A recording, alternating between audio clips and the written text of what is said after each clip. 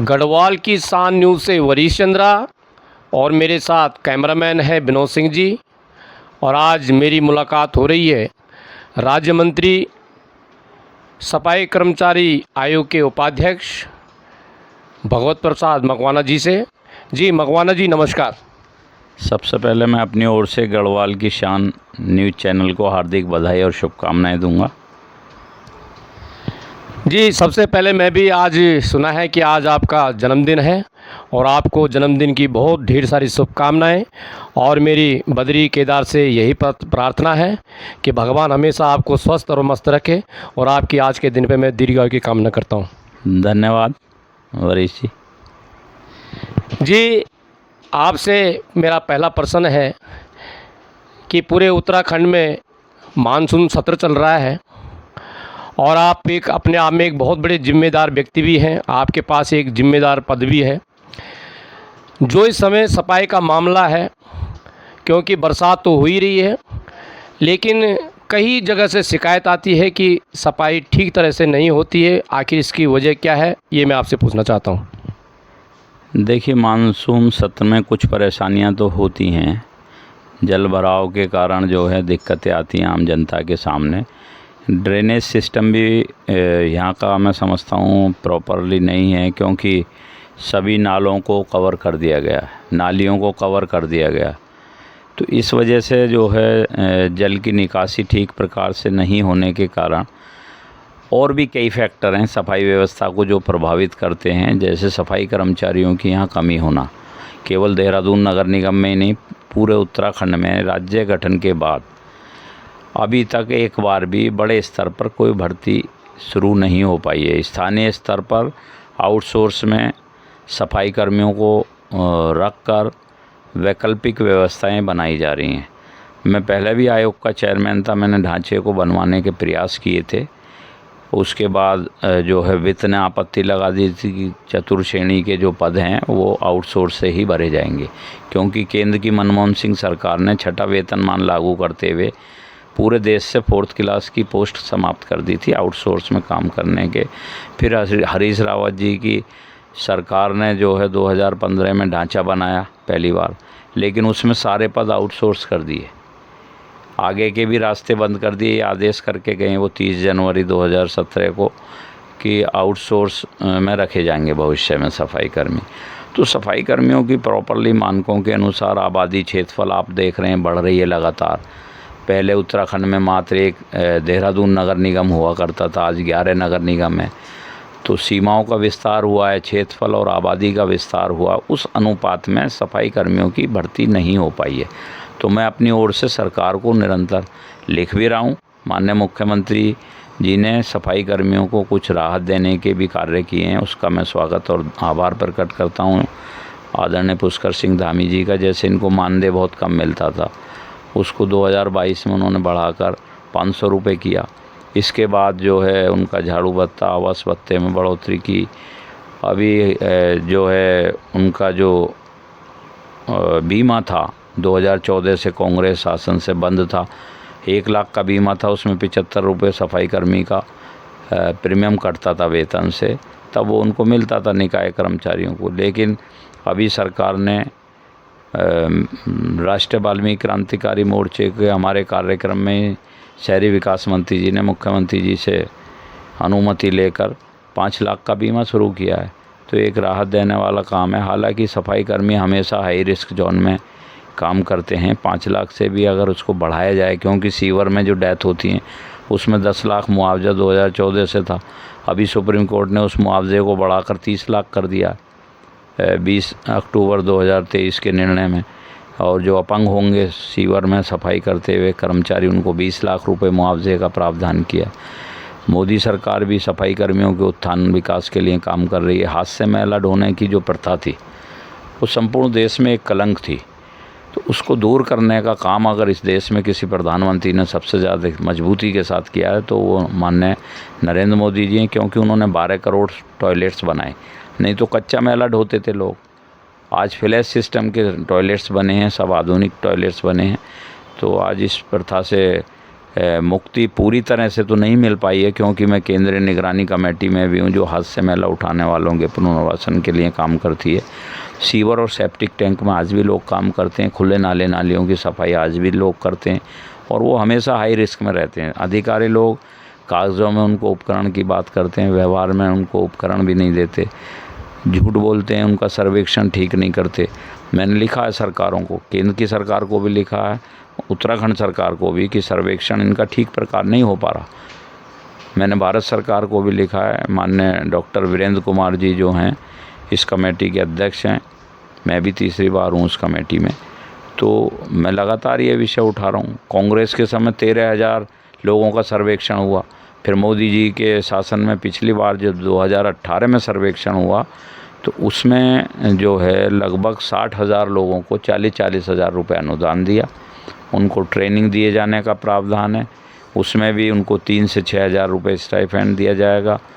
50 लाख तक के स्वरोजगार के लिए, गरिमापूर्ण जीवन जीने के लिए सफाई कर्मियों को ऋण देने का भी मोदी जी ने प्रबंध किया है, और उनके बच्चों को भी शिक्षा के लिए, भारत में अगर वो शिक्षा ग्रहण करना चाहते हैं, हायर एजुकेशन, तो राष्ट्रीय सफाई कर्मचारी वित्त विकास निगम मोदी सरकार उनको 10 लाख तक का ऋण देती है। 1 साल बाद वो जॉब लगने के उसको अदा करेंगे 3-4%, उसमें बहुत कम वार्षिक ब्याज दर है। विदेश में अगर कोई प्रतिभाशाली छात्र है सफाई मजदूर का, तो उनके बच्चों को पढ़ाए जाने के भी भारत सरकार ने, मोदी जी ने प्रबंध किया। 20 लाख का जो है ऋण राष्ट्रीय सफाई कर्मचारी वित्त विकास निगम के माध्यम से दिया जा रहा। स्वरोजगार के लिए अभी मैंने पिछले दिनों राष्ट्रीय सफाई कर्मचारी वित्त विकास निगम के एमडी से पिछले माह बैठक की थी दिल्ली में, और उनसे कहा था कि भाई पुनर्वासन की गति बहुत कम है, इसको बढ़ाया जाए। जो लोग पहले चयनित हुए थे उनको स्वरोजगार के लिए ऋण नहीं मिल पा रहे। तो अभी मैं अपने यशस्वी प्रधानमंत्री जी का आभार प्रकट करूंगा कि उन्होंने 437 करोड़ रुपए सफाई कर्मचारियों को स्वरोजगार के लिए अब मुक्त किए। विभिन्न राज्यों को, उत्तराखंड को भी उसमें 10 करोड़ रुपए एलोकेट किए गए हैं।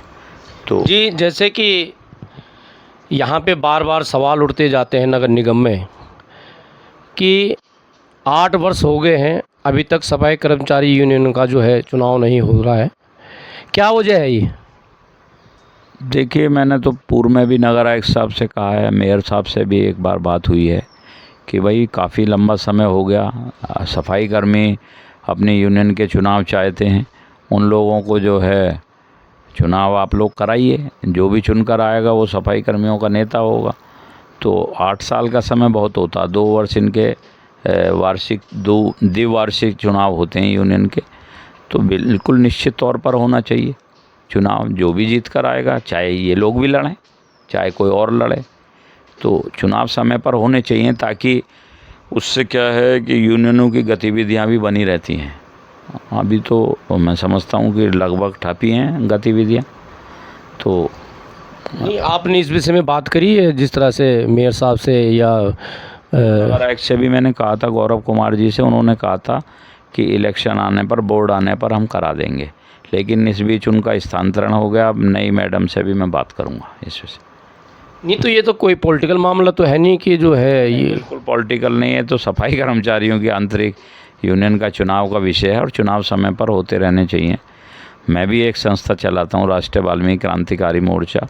हर तीसरे वर्ष हम लोग चुनाव कराते हैं अपने। मैं स्वयं लगातार 10-11 वर्षों से 11 बार से चुन कर आ रहा हूँ पूरे देश के लोग। अभी दिल्ली में हमारा 23 में चुनाव हुआ था, अब 26 में होगा, तो हम हमेशा 3 वर्ष में अपना चुनाव कर लेते हैं। तो ये जो मानसून सत्र चल रहा है, भारी बरसात हो रही है, आप जनता को क्या संदेश देना चाहते हैं इसमें? नहीं, इसमें मेरा प्रशासन को कहना चाहूँगा कि इसमें और कर्मचारी बरसात को देखते हुए, मानसून को देखते हुए रखे जाने की आवश्यकता। आपदा प्रबंधन भी इन्होंने व्यवस्था बनाई है, लेकिन मैं समझता हूँ जब तक आप कर्मचारी नहीं रखोगे तब तक सफाई व्यवस्था कैसे सुधरेगी। नियमित नहीं हो पा रहे वो लोग इतने वर्षों से। 2003 से मोहल्ला स्वच्छता समिति के लोग काम कर रहे हैं, हज़ारों की संख्या में, उनको नियमित नहीं किया जा रहा। तो उनके इशू हैं, मैं लगातार सरकार को भेज रहा हूँ, और धामी जी ने अभी एक और राहत दी है सफाई कर्मियों को, कैबिनेट में पास किया है। जो हरीश रावत जी ने 859 लोग नियमित किए थे, उस समय हम लोगों ने आंदोलन किया था, हमसे ही समझौता हुआ था, समझौते से भी वो मुकर गए थे, 6000 पद की बात हुई थी, लेकिन 859 को किया। और उसके बाद भी उन्होंने एक शर्त लगा दी कि मृत्यु होने पर या रिटायरमेंट होने पर इनका पद स्वतः समाप्त समझा जाएगा। तो ये जो समस्या खड़ी की थी, आज उनमें से अनेकों कर्मचारियों के, अनेकों प्रदेश में मेरे पास लोग आते हैं, उनके परिजन, उनके कर्मचारियों की जब मृत्यु हुई है तो उनके आश्रित भटकते फिर रहे हैं।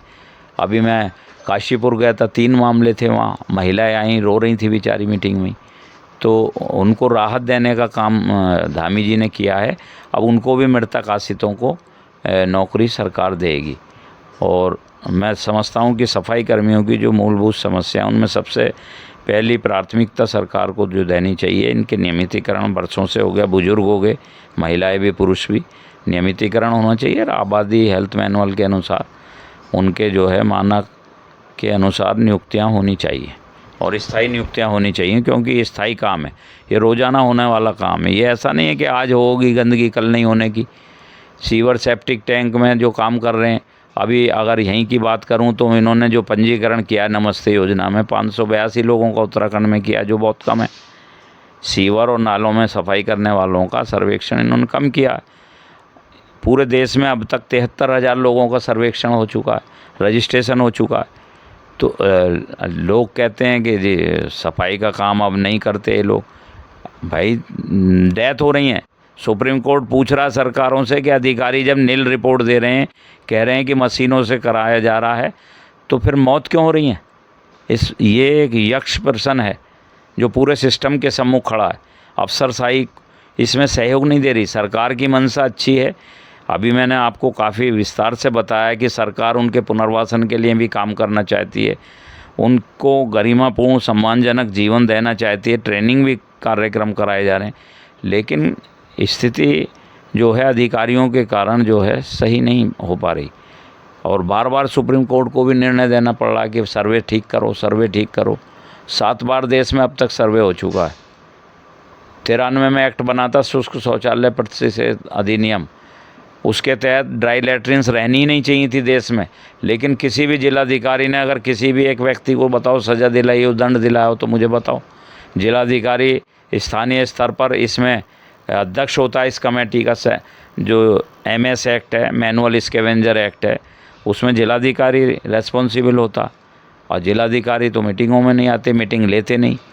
तो अभी हालांकि देहरादून के जिलाधिकारी का मैं धन्यवाद दूंगा, उन्होंने 3 बस्तियों में इनके कैंप लगवाए। चुक्खू मोहल्ले में लगवाया, इंद्रेश नगर में हमारे श्याम जी के यहाँ लगवाया, और ऋषिकेश में। लेकिन ये 3 कैंप सफिशिएंट नहीं है, पूरे प्रदेश में कैंप लगने चाहिए। ये लोग अशिक्षित होते हैं, जो मोदी सरकार की योजनाएं, धामी सरकार की योजनाएं, उनका लाभ उनको पहुंचाने के लिए जो अंत्योदय की हमारी परिकल्पना है, उसको साकार करने का जो केंद्र और राज्य की सरकार काम कर रही है, अधिकारियों को उसमें सहयोग की आवश्यकता है, नहीं तो ऐसे अधिकारियों के खिलाफ कार्रवाई होनी चाहिए। बहुत बहुत धन्यवाद आपका गढ़वाल की शान न्यूज़ में जुड़ने के लिए। धन्यवाद। गढ़वाल की शान को एक बार पुनः मैं अपनी ओर से हार्दिक बधाई, शुभकामना देता हूं। आप गरीब तबके की आवाज़ को बुलंद करने का काम कर रहे हैं मेरे माध्यम से, और आप हमेशा बहुत वरिष्ठ पत्रकार हैं, मेरे काफ़ी पुराने आपसे संबंध भी हैं, तो आपने काफ़ी अच्छी तरीके से इस वर्ग की आवाज़ को हमेशा उठाते रहें। मेरी ओर से आपको उज्ज्वल भविष्य की कामनाएं। धन्यवाद।